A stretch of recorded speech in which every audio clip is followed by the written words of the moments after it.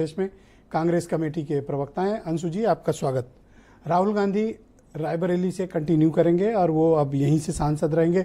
वायनाड से उन्होंने इस्तीफा दे दिया है, लेकिन प्रियंका गांधी तो उत्तर प्रदेश छोड़ के जा रही हैं वायनाड। अब किसके सहारे अब लड़िएगा?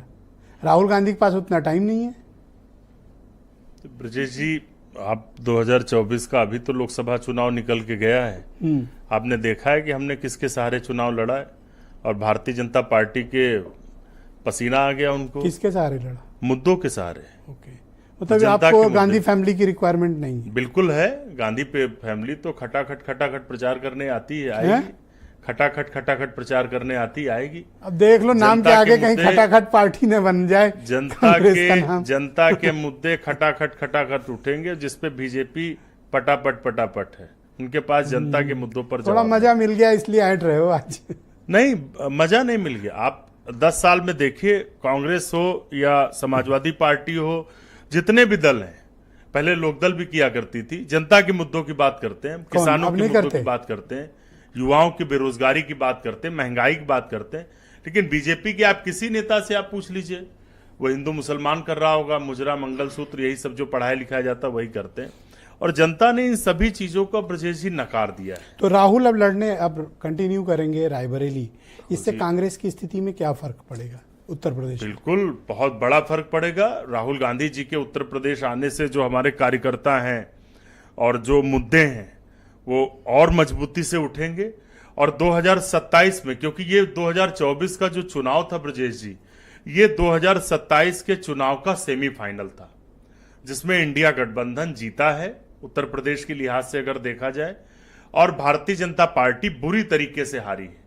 अब जो वोटर है, चाहे यूथ हो, जिनको ये लाठियों से पीट रहे थे नौकरियों मांगने के नाम पर, जो किसान है, जब वो गन्ना लेकर आता तो कहते थे नहीं नाटक है, आलू फेंक जाता तो कहते थे नाटक। इन्होंने कभी भी किसी के विरोध को गंभीरता से लिया नहीं।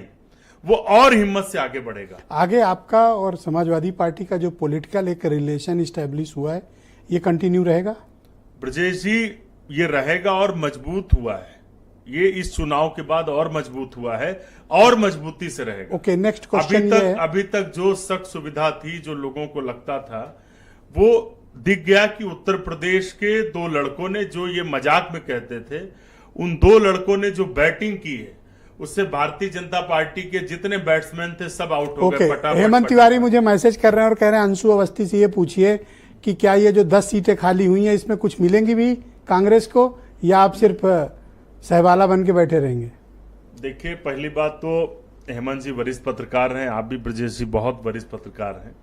हम लोग किसी के भी नमक मिर्ची लगाने से उसमें आने वाले नहीं हैं। निश्चित तौर से हमें पूरा भरोसा है, सीटें इस पे सवाल पूछ के कौन सी मिर्ची लगा दीजिए। और देखिए, क्या है इन 10 सीटों पे? इसलिए ये सवाल पहले भी हेमंत जी सबने पूछे कि वो 17 पे आप लड़ रहे हैं, वो 63 पर लड़ रहे हैं। हमने हर बार इस बात को कहा कि हम 80 पर लड़ रहे हैं। क्यों तो पूछते हैं हेमंत जी, मैं तो और ये दोस्ती इसी तरीके से और आगे बढ़ेगी।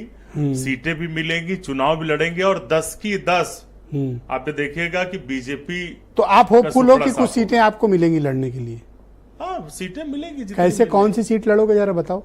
वो तय कर लेंगे, वो सब चल रहा है। आपकी एक भी नहीं है इसमें? कोई बात नहीं। हाँ, गाजियाबाद ले लो, लड़ना लड़ लो। देखिए ब्रजेश जी, 80 लोकसभा सीटों पर चुनाव हुआ, जहां पर 37 सीटों पर समाजवादी पार्टी के सांसद हैं, क्या वहां पर सपा के सांसद थे? कांग्रेस के जहां पर नए सांसद बने, क्या वहां पर थे? मैं यही कह रहा हूं कि इसका एक प्रॉपर आप होमवर्क करके बताओ कि कौन सी सीट जीत पाओगे। प्रॉपर होमवर्क ये है कि उत्तर प्रदेश के युवा, दलित, पिछड़े, किसान सब ये चाहते हैं कि ये गठबंधन बना रहे, जहां पर हम लड़ेंगे वहां जनता हमें जिताएगी। Thank you. मैं